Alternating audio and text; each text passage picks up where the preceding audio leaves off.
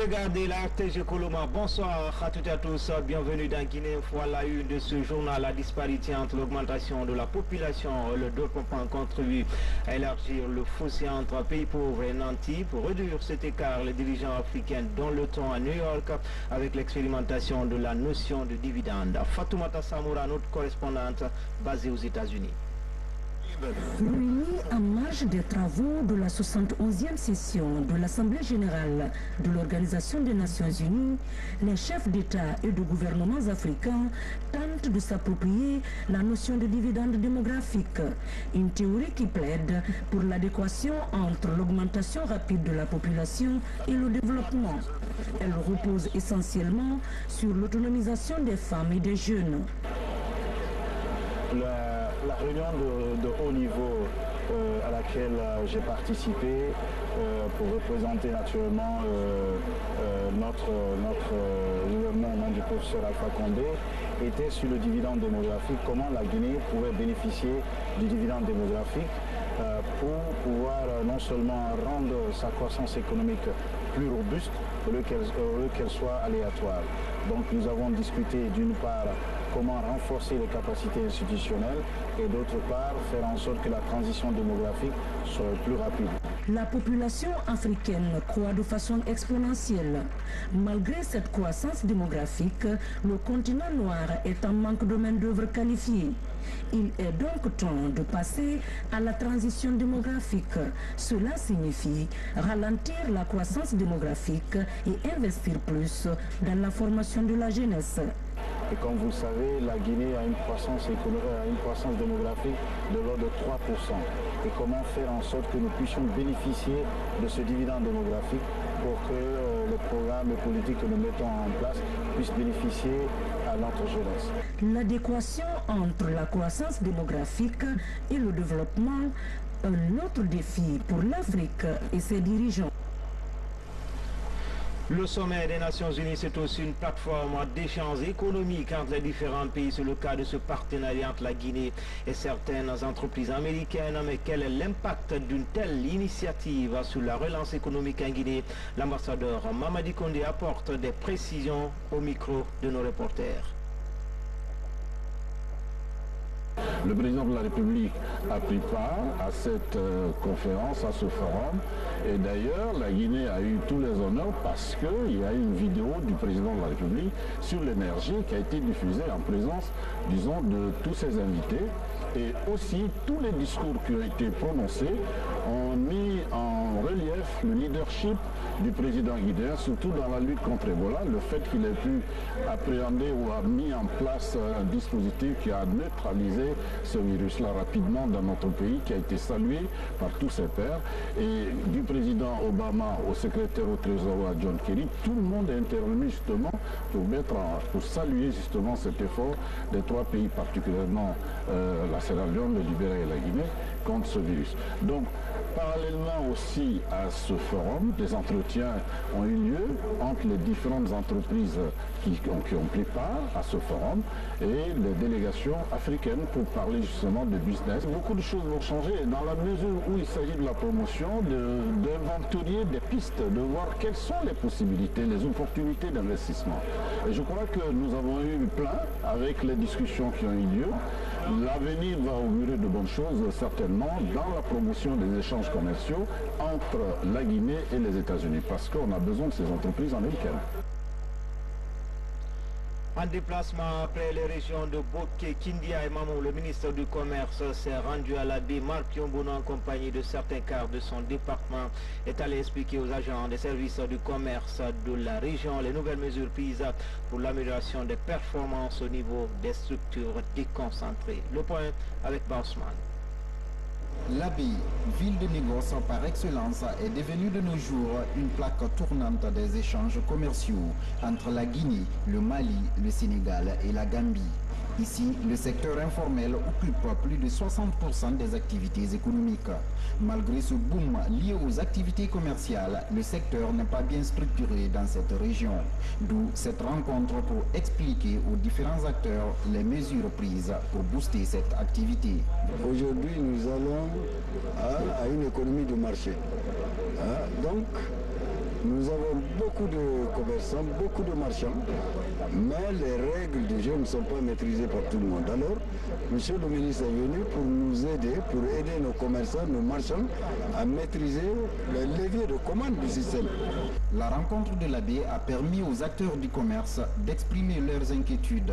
Pour eux, le monopole et les tracasseries douanières constituent des véritables goulots d'étranglement des activités commerciales. Et le ministre appelle à une franche collaboration entre les soldats de l'économie et les opérateurs du secteur. La douane est un outil de facilitation du commerce. Donc si les acteurs, les opérateurs économiques remontent les entraves jusqu'à présent qui existent, et donc à ce sujet nous sollicitons une très bonne collaboration entre les services des douanes et nos services à tous les niveaux, mais aussi l'implication de la Chambre pour la sensibilisation des opérateurs sur le respect de certaines mesures et de certains règlements. À l'instar des régions de Boki, Kindia et Mamou, des motos ont été remises aux agents des services déconcentrés de l'AB, une action qui vise à améliorer leur mobilité sur le terrain.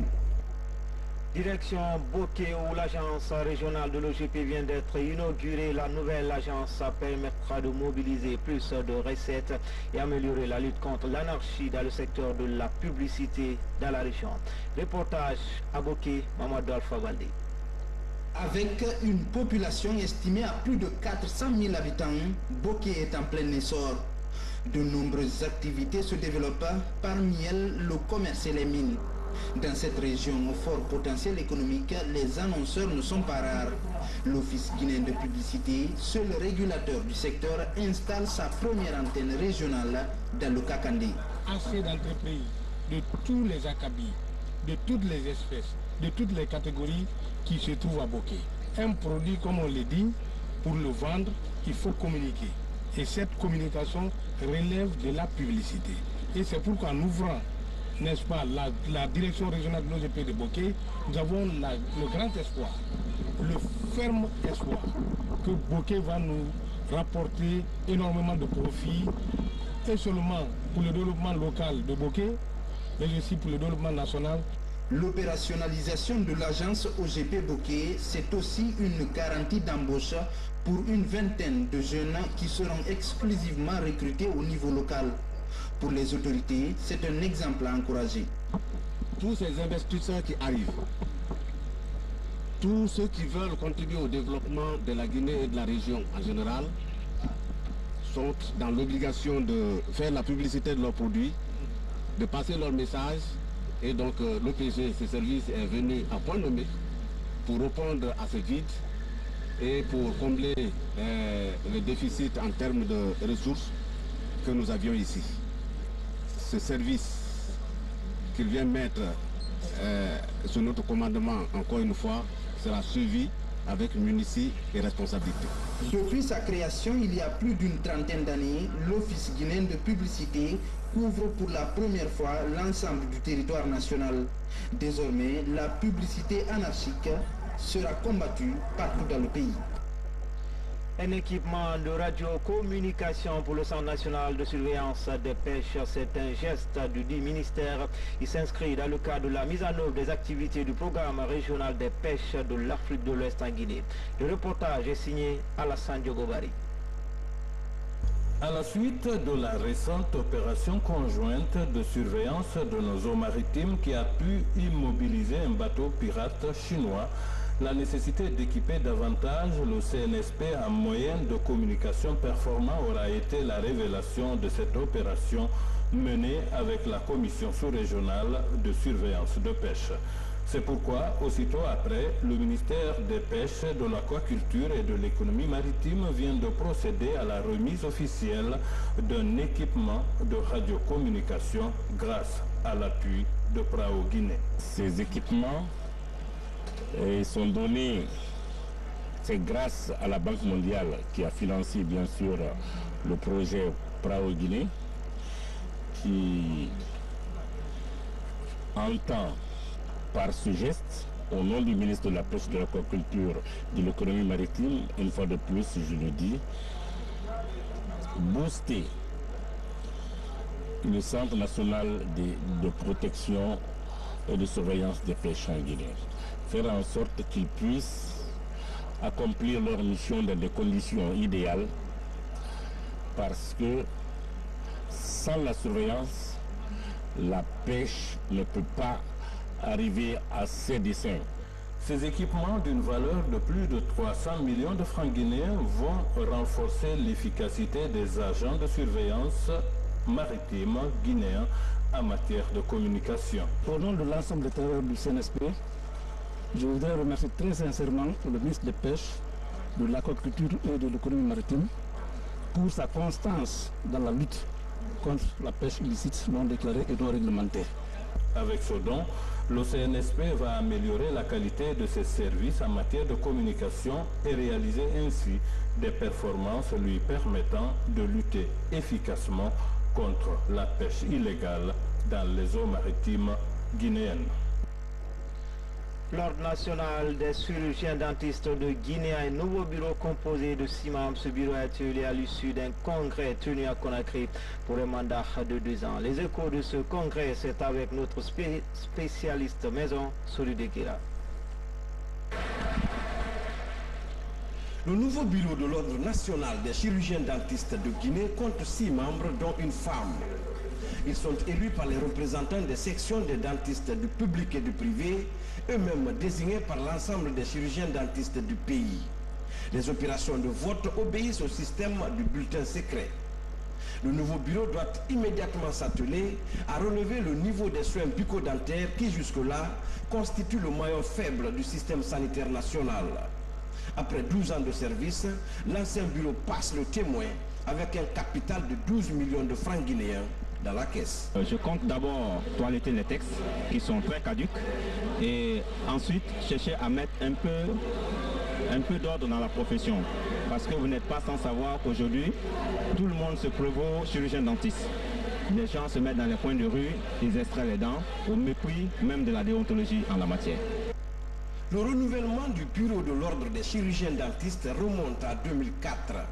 Depuis cette date, ses membres œuvrent à l'amélioration de la santé bucco-dentaire.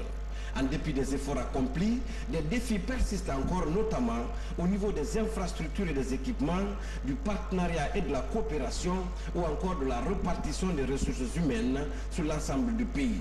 Le département de tutelle entend faire de ce renouvellement un déclic pour insuffler une nouvelle dynamique à la science de l'odontostomatologie dans le pays. Le ministère de la Santé ne peut plus tout faire.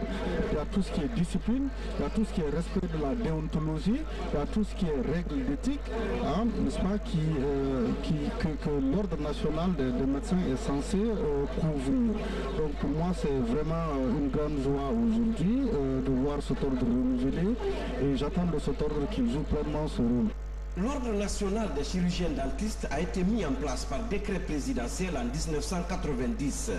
Il comptait alors 30 membres. Aujourd'hui, on compte en son sein 304 médecins dentistes issus des structures publiques et privées. Les principaux défis à relever par le nouveau bureau sont contenus dans le projet quinquennal 2015-2020 élaboré par la division santé bucco-dentaire du ministère de la Santé. Et puis, en plus bref, le mouvement des scouts de Guinée a tenu son assemblée générale. C'était du côté de Koya. Un nouveau bureau de 15 membres a été élu pour une durée de 3 ans. Le commissaire général sortant a été plébiscité par les délégués. Nous y reviendrons dans nos prochaines éditions d'information. C'est parti pour les travaux de rénovation de 39 structures sanitaires en Guinée. L'opération a été lancée à Camp Sars, le comité national de lutte contre le sida qui pilote le projet avec un financement du Fonds mondial à hauteur de 2 millions de dollars américains. Des unités de prise en charge des personnes vivant avec le VIH-sida seront installées dans chaque structure sanitaire. Radia Toubari nous signe ce reportage. Au cœur du quartier Kassopo est bâti ce centre de santé. Ici, près de 284 patients testés positifs au VIH-Sida sont sous traitement antirétroviral. Pour accroître le niveau de prestation de l'infrastructure sanitaire, le Comité national de lutte contre le sida entame sa rénovation. L'enjeu est d'améliorer la qualité des services de soins. Après la rénovation, tous ces centres de santé seront intégrés en service VIH, c'est-à-dire la population peut venir dans ces centres de santé pour venir se faire tester gratuitement pour connaître leur statut VIH-Sida. Toutes les femmes enceintes peuvent être suivies si elles sont séropositives et leurs enfants, pour ne pas qu'elles contaminent leurs enfants et aussi pour les garder en vie pour ne pas qu'elles tombent enceintes. Et les malades aussi du sida peuvent venir prendre gratuitement leur traitement sans frais. À l'image de Kassopo, ils sont 7 centres de santé ciblés par ce projet de rénovation dans la région administrative de Boké, une région où le taux de séroprévalence du VIH-Sida est de 1,6%. Ce qui du coup justifie l'engagement des autorités sanitaires à rompre au plus vite la propagation du virus du sida. De continuer à faire passer le message. Et au-delà de ces messages de sensibilisation, il faut des structures sanitaires renouvelées, des structures sanitaires équipées, des structures sanitaires qui ont un personnel de qualité et bien formé pour limiter cette pandémie. Nous nous engageons auprès du Comité national de lutte contre le sida, ce que les Le Comité national de lutte contre le sida envisage rénover 39 structures sanitaires dans tout le pays. Ces travaux seront réalisés dans un délai de 4 mois. Ils sont financés par le Fonds mondial à hauteur de 2 millions de dollars américains. Dans l'actualité encore, cette semaine s'est tenue à Conakry la 86e journée du Royaume d'Arabie Saoudite. Une journée qui marque la renaissance du Royaume. L'événement a connu une forte mobilisation des membres du gouvernement et diplomates accrédités en Guinée. Le point avec Elhadj Seydou Bandiaï. C'est le 86e anniversaire du Royaume d'Arabie Saoudite. Cette date rappelle l'unification du Royaume d'Arabie Saoudite par le roi Abdulaziz Ben Abdulrahman Al Saoud le 23 septembre 1932, après 32 ans de lutte. Le gouvernement du Royaume d'Arabie Saoudite, dans ses efforts pour servir la nation et les citoyens, a lancé au début de cette année la vision du Royaume d'Arabie Saoudite 2030. Cette vision est basée sur 3 axes: une société vitale, une économie en plein essor, un pays ambitieux avec l'assouplissement des longues procédures bureaucratiques et l'extension des services dans une transparence et un contrôle instantané. La première dame de la République et quelques membres du gouvernement ont pris part à l'événement. Le ministre d'État en charge du tourisme a véhiculé un message qui matérialise la franche coopération entre le Royaume d'Arabie Saoudite et la Guinée. Le gouvernement guinéen apprécie hautement la politique étrangère saoudienne basée sur des principes de bonne collaboration, de non-ingérence dans les affaires intérieures des États, de l'adoption de la politique de non-alignement, de l'établissement de relations de coopération avec tous les pays et salue également l'important rôle que votre pays, l'Arabie Saoudite, joue dans la recherche de solutions aux défis qui interpellent la communauté internationale, notamment la lutte contre le terrorisme, le règlement pacifique des conflits et l'assistance humanitaire. La République de Guinée a repris le chemin du pèlerinage cette année après 2 années d'absence. Toutes choses qui symbolisent le bon rapport entre notre pays et le Royaume d'Arabie Saoudite. Et puis la ville de Conakry se modernise peu à peu. Les investisseurs s'installent de plus en plus à Kaloum. Une société turque évolue dans l'électroménager pose ses valises. Il s'agit de Beko, numéro 1 dans les distributions de ce type d'appareil en France par exemple. Son arrivée est saluée par les Guinéens dont le ministre en charge des PME présent à la cérémonie inaugurale. C'est un public reportage signé Sekou Sissoko, Thiernos Mandialo. À mi-chemin entre l'archevêché de Conakry et le carrefour du marché Niger, un nouvel espace de vente d'appareils électroménagers. Présent dans plus de 135 pays à travers le monde, Beko ouvre enfin ses portes en Guinée sous une salve d'applaudissements. L'installation à Conakry du géant turc de fabrique d'appareils électroménagers est un résultat de la récente visite en Guinée du président Recep Tayyip Erdogan. Leader dans la fourniture de ce genre d'équipement en Europe, Beko propose des appareils de qualité pour tout type de ménage. Réfrigérateurs, climatiseurs, lave-linge et cuisinières, entre autres, sont tous proposés avec des prix différents, mais avec le même idéal. Beko, c'est une marque bien connue, c'est facile à tous les moyens, c'est une bonne marque, en espérant que ça va améliorer pour la Guinée, parce que ici en Guinée, nous c'est pas nous tous, nous avons les mêmes niveaux. Beko, c'est pour tout le niveau. Après l'inauguration, place à la visite des différents équipements. Moment de découverte et d'admiration. Ça c'est très bien. Surtout les cuisinières que j'apprécie bien parce que chez nous, on n'utilise que les cuisinières à feu, pas au gaz. Donc on cherche ça tellement, donc peut-être que je vais voir mes patrons pour leur dire de passer à Beko, parce que ça c'est nouveau. Afin de maximiser ses opportunités de réussite en Guinée, Beko s'appuie sur un groupe déjà connu. Lipco est le distributeur exclusif de ses produits. Son autre atout, c'est le contexte promoteur dans lequel son arrivée intervient dans le pays. Aujourd'hui, le besoin se fait sentir parce que vous savez que le problème d'électricité se résolve de petit à petit. Donc les gens essayent de moderniser un peu toute leur mécanique de fonctionnement et les équipements électroménagers rentrent dans ce cadre.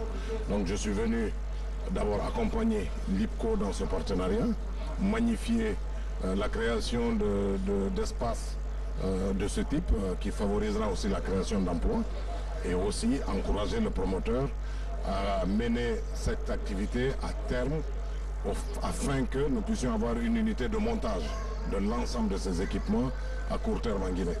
Avec une expérience de plus d'un demi-siècle dans l'électroménager, Beko est aussi connu pour son soutien au football grâce au partenariat noué avec le FC Barcelone. Les leaders religieux plus que jamais déterminés à promouvoir la paix et l'unité nationale, d'où l'organisation d'une conférence à débat sous le thème « L'islam, c'est la paix ». C'est une initiative de la Fondation pour le développement et la culture islamique de Bissi Kirima en collaboration avec le secrétaire général aux affaires religieuses, Maurice Sidibé Moussa Bangoura. Cette conférence débat sur le thème « L'islam, c'est la paix » regroupe les autorités du secrétariat général des affaires religieuses, des imams ratib des mosquées de Conakry, les directeurs communaux des affaires religieuses et les femmes oulémas de Guinée. L'objectif est de contribuer à la construction d'une nation forte et prospère.